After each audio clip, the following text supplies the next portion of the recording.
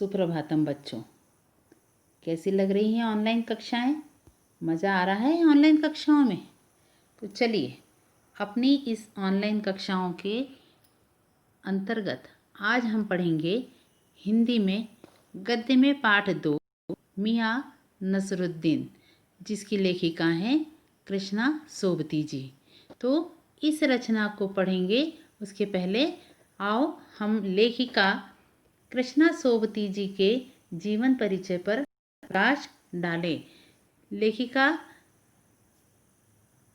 कृष्णा सोबती जी का जन्म 18 फरवरी 1925 को गुजरात में हुआ। इनकी मृत्यु 25 जनवरी 2019 को हुई। हिंदी कथा साहित्य में कृष्णा सोबती जी की विशिष्ट पहचान है।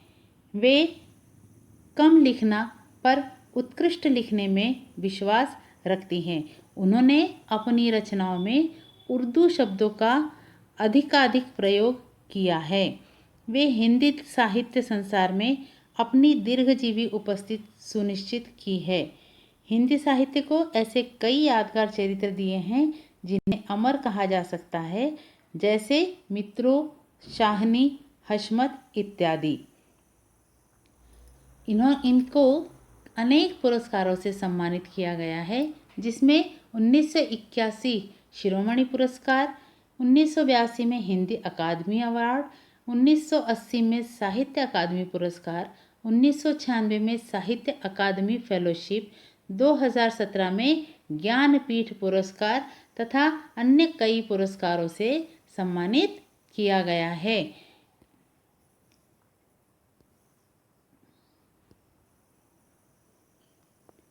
इनकी प्रमुख रचनाएं हैं सूरजमुखी अंधेरे के जिंदगी नामा, दिलो दानिश, समय सरगम, गुजरात पाकिस्तान से गुजरात हिंदुस्तान, विचार संवाद संस्मरण, हम हशमत, सोबती एक सोहबत, शब्दों के आलोक में, सोबती वैद्य संवाद। आज इसी के अंतर्गत हम इनकी प्रमुख रचना हम हशमत का एक अंश मियाँ नसरुद्दीन के बारे में पढ़ेंगे।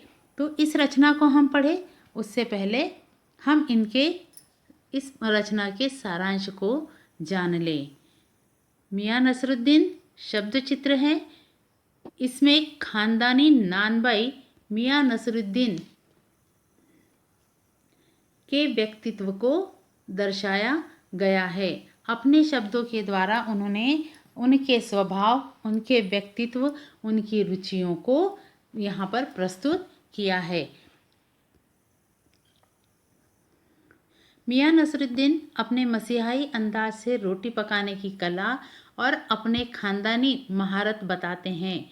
वे ऐसे इंसान का प्रतिनिधित्व भी करते हैं जो अपने पेशे को कला का दर्जा देना और उसे सीखना असली हुनर मानता है।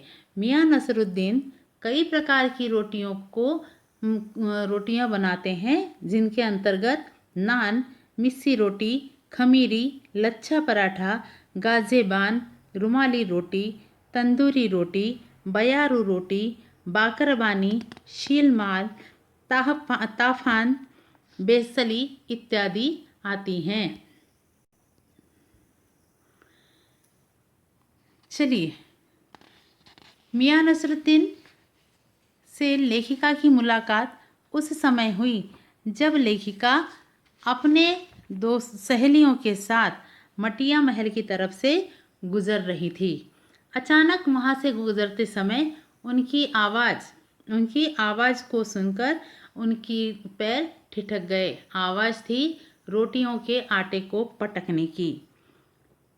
उन्होंने सोचा कि यहाँ पर सेवइयाँ तैयार हो रही होगी, परंतु पूछने पर पता चला कि यह दुकान तो शहर के नामी नानबाई मियाँ नसरुद्दीन की है।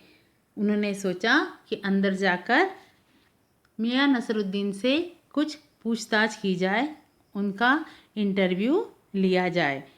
इसी विचार से उन्होंने मियाँ नसरुद्दीन को आवाज़ लगाई। वे उन्हें ग्राहक समझकर बाहर आ बैठे। परंतु जैसे ही लेखिका ने उनसे प्रश्न किए, वैसे ही उन्होंने लेखिका से कहा कि क्या आप अखबारों के वहाँ से आई हैं, क्या आप पत्रकार हैं? लेखिका ने कहा कि नहीं, मैं पत्रकार नहीं हूँ, क्योंकि मियाँ नानबाई के हिसाब से पत्र लिखने वाले और पत्र पढ़ने वाले दोनों ही कामचोर हैं। उन्हें काम करने का कोई शौक नहीं होता, वे उन्हें फुर्सती मानते हैं और वे अपने कार्य को सबसे श्रेष्ठ बताते हैं।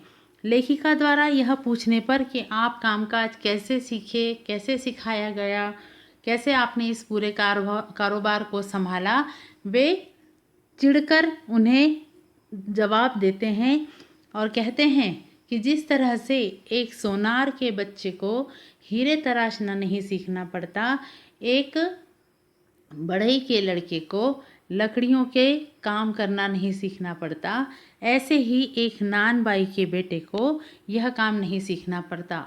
और अचानक ही मुझ पर पूरा कारोबार नहीं सौंपा गया, उसके लिए मैंने छोटे छोटे कामों से शुरुआत की। कहने का तात्पर्य यह है कि वे लेखिका के हर प्रश्न का जवाब घुमा-पुरा कर ही देते थे। मसीहा अंदाज, लेखिका ने इसे उनका मसीहाना अंदाज कहा है। और जब लेखिका उनसे पूछती है कि आपके इस हुनर के बारे में कौन कौन जानता है, कहाँ कहाँ प्राप्त हुई है, तो वे कहते हैं कि हमारे पूर्वजों को बादशाह ने इस कार्य के लिए बहुत नवाजा था, बहुत उनकी बढ़ाई करी थी। और लेखिका द्वारा बार बार उस बादशाह का नाम पूछने पर वे लेखिका पर भड़क जाते हैं कि आपको उनके नाम से क्या लेना है, आप तो वास्तविकता जानो और यहाँ से चल जाओ। और लेखिका से अपना पीछा छुड़ाने के लिए वे अपनी भट्टी सुलगा लेते हैं और अपने आप को रोटियां बनाने में मग्न दिखाने लगते हैं। फिर उनसे तुनक कर कहते हैं कि हमारी रोटियां पापड़ से भी ज़्यादा महीन होती है। और कहने लगे, समय बदल गया है, खाने पीने के शौक़ पहले की तरह ना तो खाने पीने के शौक़ हैं और ना ही कद्र करने वालों के। इस तरह से वे लेखिका से अपना छुटकारा पाते हैं और लेखिका उनसे अपनी सारी बातों का गोल मोल उत्तर पाकर वहाँ से वापस निकल पड़ती हैं। धन्यवाद।